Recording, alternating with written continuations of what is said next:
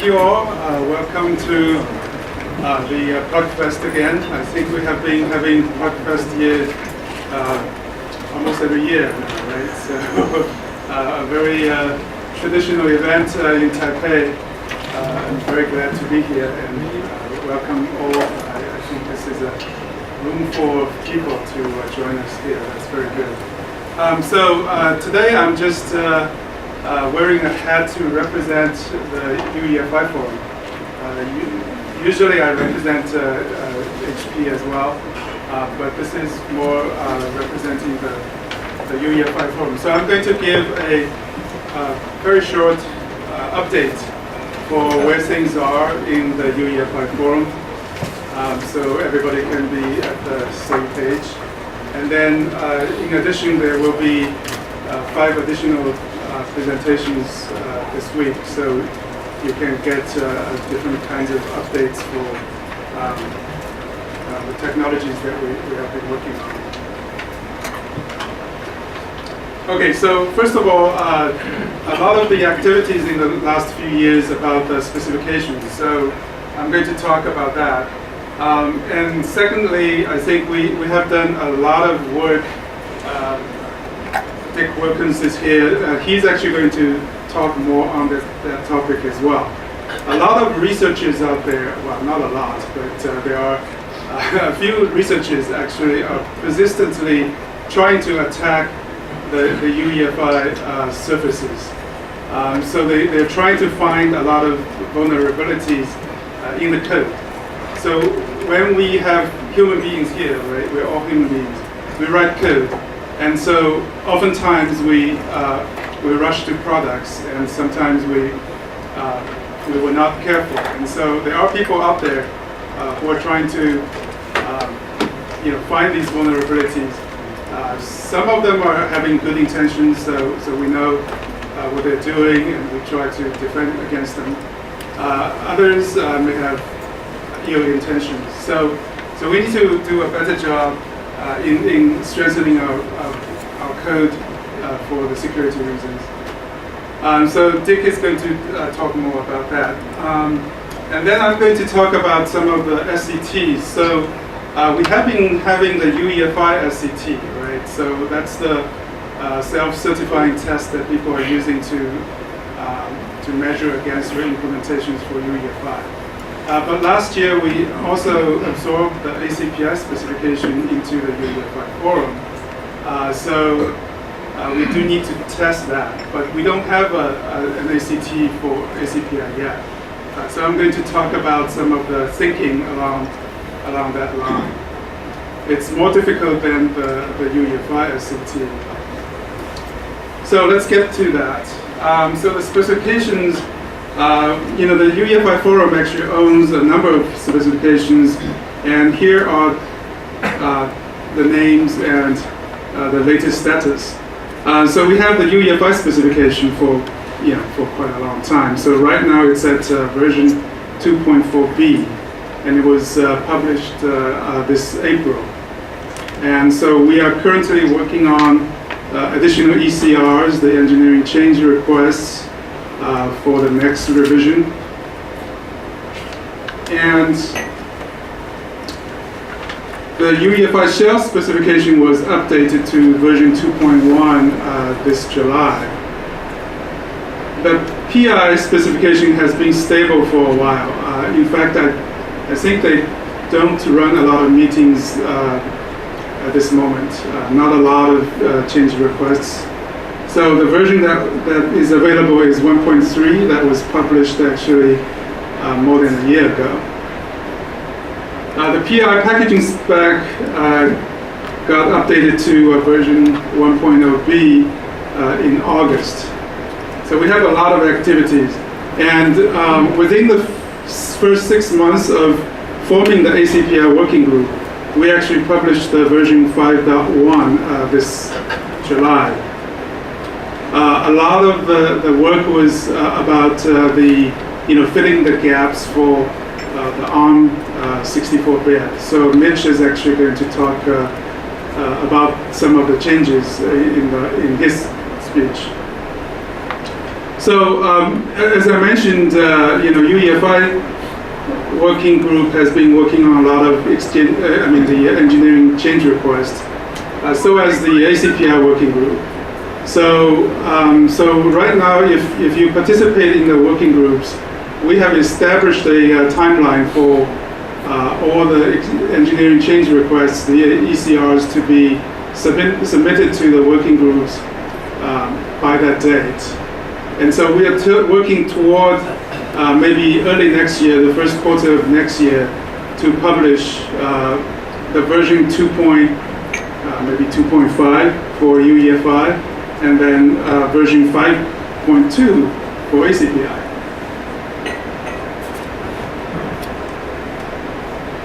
So as I mentioned that, because we're hearing all these security vulnerability reports from some of the researchers, so the thing that we have done in the UEFI forum is to establish what's called the Security Response Team, USRT.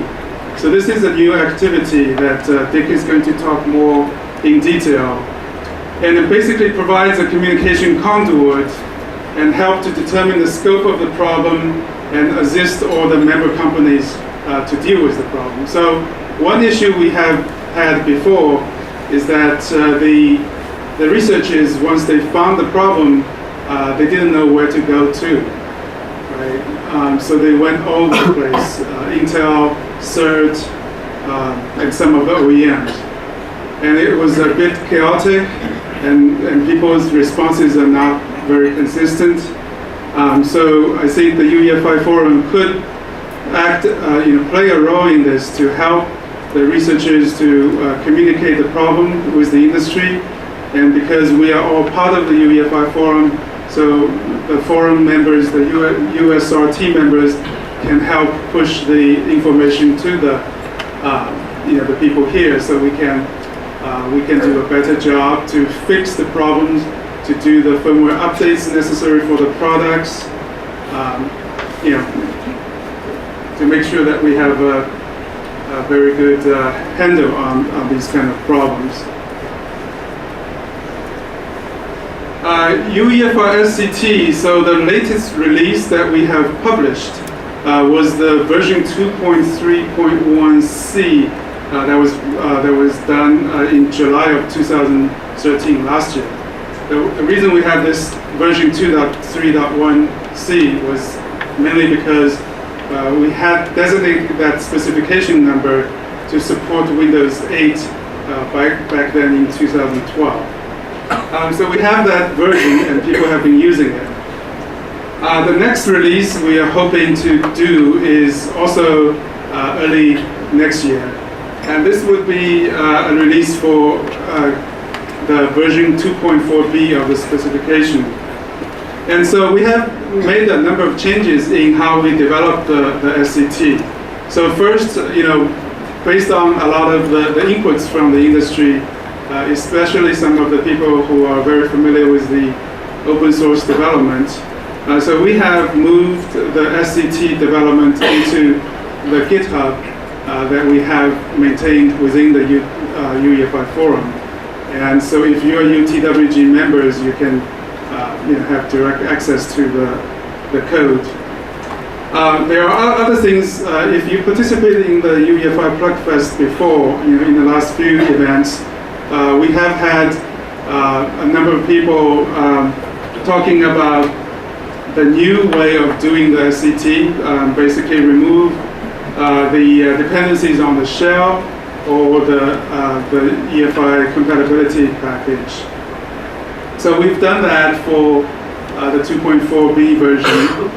And before the event here last week, we actually prepared the packages for this release candidate. So you have both the x86 version and the ARM version for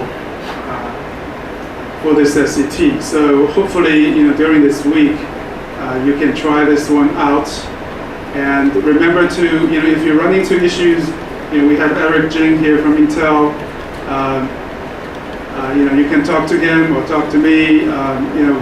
Any issues that you run into with this package, let us know, because after this event, we're going to try to basically prepare for the final release of this SCT. So if you have any issues, we need to fix them in time for the publication. So please test and report the issues as much as you can.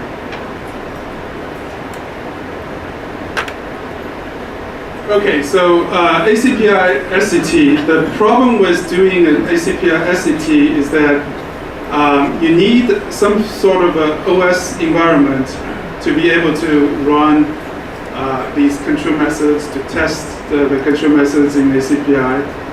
The static tables are easier to test, but the control methods are harder. So far we couldn't find a generic OS environment that we can leverage to build the SCT on.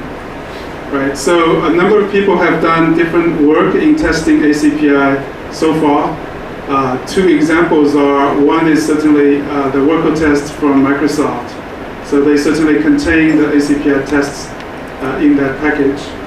And Canonical also did what's called the FWTS to test the ACPI methods in the Linux environment.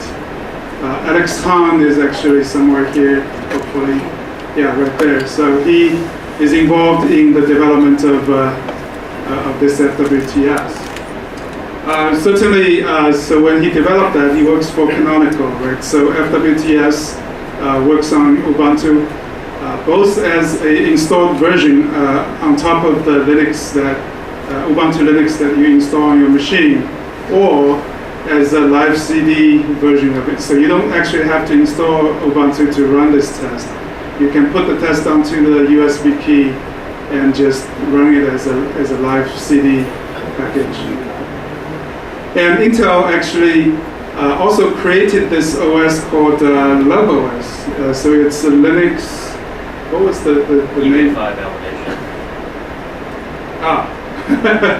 Linux UEFI validation OS. So it's loving the OS, love OS.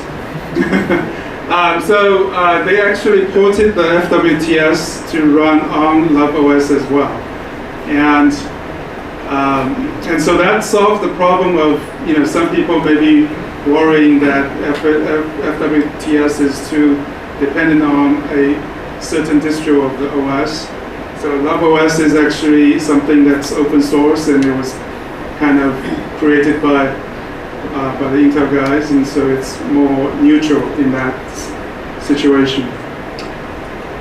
So what we think we will do, this is just an initial thinking. We haven't done the final evaluation of whether this is the final direction that we're going to go for. But that's the current thinking, that we're just going to leave Microsoft to handle the Windows OS side. So they have the worker test. People who want to build platform to run Windows, they were certainly designed to run the worker test and make sure everything is okay. And then for the rest of the community, the non-Windows community, we would go for the FWTS, and if people have concerns of Linux distro, then we can have FWTS run on LoveOS. So that is kind of the direction that we're going to go for. And if you have concerns or issues, let us know as well. One thing that we haven't found the final solution yet is, when we built SCT, we tried to meet the needs for both the Intel platforms and the ARM platforms as well. And so the question mark here is when will we see LoveOS run on ARM? That's a bit complicated, because I think the Linux OS on x86 and on ARM are a little bit different. So we need to figure out how we can accomplish that if we go for this direction. Okay, so so this is really the updates that I can provide in terms of what has been changing in the UEFI forum probably from the last Plugfest, which was the May Plugfest in Seattle this year. So I'm just going to run through a summary. I think the forum today, I think it is providing the technology, both the UEFI and ACPI. It's a clear leader for the x86, x64 client and server systems, right? We have seen more and more systems moved over to support UEFI on these machines. So if you ask around, I think people will tell you this is clearly the direction for the industry for these type of systems. On the ARM front, I think we also have created the ARM people led other partners to develop a few specifications. One is the server-based system architecture, which is more hardware-oriented, and then there is also a server-based boot requirement document, which is basically specifying that UEFI and ACPI and SMBIOS would be the foundation for the ARM 64-bit servers. So that's moving along. A lot of new boards are being created, so Mitch probably will talk more into that development. And I think in addition to these two fronts, the technology certainly would provide opportunities for the IoT and embedded market. Those are the market that are very hot today in the industry, mobility side. And so, but the UEFI and ACPI solutions are not dominant on those devices. So it would be interesting to see if we can have innovations and creations to use these technologies in the new market. And I think the example that I think Intel provided was the tiny Quark. They have a Quark processor in that space, and they did some smaller implementation of UEFI on those type of devices. They don't have to have the full PC version of the UEFI on those kind of devices. And I think UEFI today supports many different instruction sets, right? So if you count them officially in the spec, we have the x86, both the 32-bit and 64-bit, the original Itanium 64-bit as well, ARM 32 and 64-bit, the work that they have done there as well. So lots of ISA bindings, and I also know some people did some other bindings that are not official in the UEFI spec, right? So if you see other opportunities for devices that might want to use the UEFI technology, the forum certainly welcomes the additional bindings for those instruction sets. Okay, so if we don't have any questions, let's give a big hand to Mr. Dong Wei. Thank you very much.